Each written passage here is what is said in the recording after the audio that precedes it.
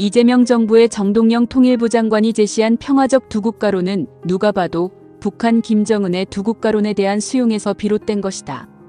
김정은이 남북을 적대적인 두국가 관계라고 한 것을 단지 평화적이라는 용어로만 바꿨을 뿐이다. 이것은 한 개의 통일국가를 목표로 설정한 기존의 통일 방안과는 분명한 차이가 있다. 반헌법적이면서 분단을 고착시키고 영구화시키는데 그 빌미를 제공해준다. 그런데 이번 정부의 통일부뿐만 아니라 지난 정부의 통일부도 기존의 통일 방안에 대해 도전을 했었다. 당시 장관은 권영세로 통일부는 2023년에 통일백서를 내놓았는데 문제는 가장 핵심인 통일 방안을 제시하지 않았다. 좀 더 모색해봐야 된다고 하면서 발표를 2024년으로 미룬 것이다. 그런데 당시 통일 방안에 대한 정책 보고서를 외부 연구소에게 용역을 줘서 3개월 만에 보고서를 받았는데 그 안에는 매우 위험천만한 통일 방안이 제시되어 있었다. 아래는 관련된 내용들이다. 이번에 이 윤석열 정부가 우리는 김영삼 정부의 민족 공동체 통일 방안을 우리는 계승 발전시키겠다.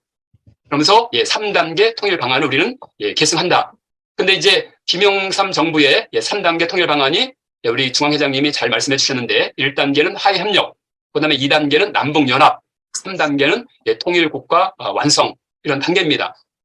그런데 이제 이번에 통일백서가 2023년 통일부가 내놓은 통일백서가 있는데 통일백서에서는 3단계 통일 방안에 대해서 구체적으로 제시를 하지 않았습니다.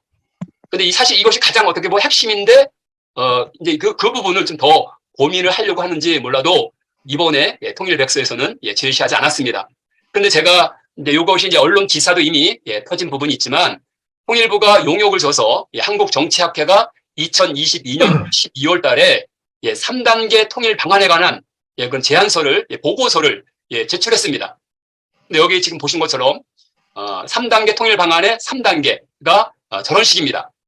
1단계는 평화체제 구축 단계, 2단계는 국가연합 단계, 3단계는 연방형 단일국가.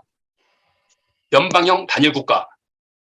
지금 통일국가 완성, 일국체제의 통일국가 완성이 아니라 연방형 단일국가. 그런데 이 보고서에서는 여기 쓴 사람들이 거기에다가 직접 이렇게 기술해 놨는데 이 연방형 단일국가는 북한의 낮은 단계 연방제와 유사하다. 낮은 단계 연방제는 1민족, 1국가, 2체제, 2정부입니다. 1민족, 1국가라고 하더라도 체제가 2개의 체제입니다. 그 다음에 2개의 정부입니다. 근데 이것을 어떻게 해요? 마지막 통일, 마지막 단계로 이것을 설정하고 있습니다. 이것은 지금까지, 우리 대한민국에서 내놓은 통일 방안하고는, 이게 정말 역행되는 것입니다. 맞지가 않습니다. 아까 3단계 통일 방안, 김영삼 정부의 3단계 통일 방안을 계승하고 발전시킨다고 했는데, 과연 이것이 발전된 어떤 이런, 어떤 모델인지, 모형인지는, 우리가 정말 고민해 볼 필요가 있습니다. 이처럼 지난 정부 통일부는 연방제 방안도 구상했던 것으로 보인다. 권영세는 그 뒤 장관에서 해임되었는데 이와 무관해 보이지 않았다. 현 정부의 통일부 장관이 제시한 두국가론은 사실 이전부터 꾸준히 제기되어 왔던 것이다.